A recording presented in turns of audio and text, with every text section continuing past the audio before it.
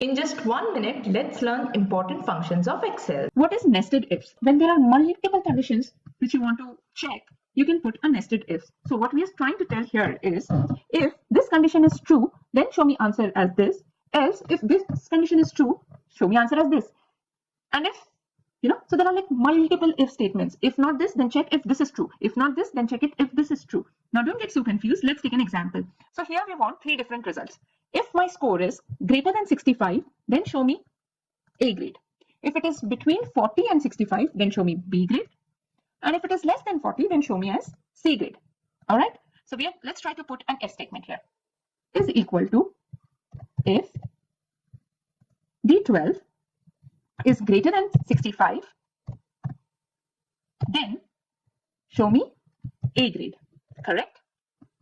Else. Now, if the first condition is not satisfied, go to the second condition.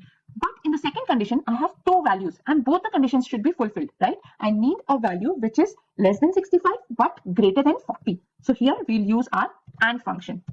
And open the condition.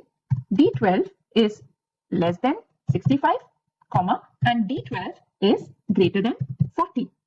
Close the bracket. So this is my AND condition. Now, if this condition is fulfilled, then show me answer as B. Else, now here I don't need another if statement, because if the first 2 conditions are not satisfied, then obviously the value will be less than 40. So in that case, just you can directly put as show me value as C. Close the brackets, enter. So just close the parentheses. It is very important to understand how many brackets are there, right? So for every condition, you need to close the brackets. Now here we need to insert 2 brackets and then press and enter. So the answer is B because the score is 45. Let's just select all the cells and drag the formula down and it will give us the right answers.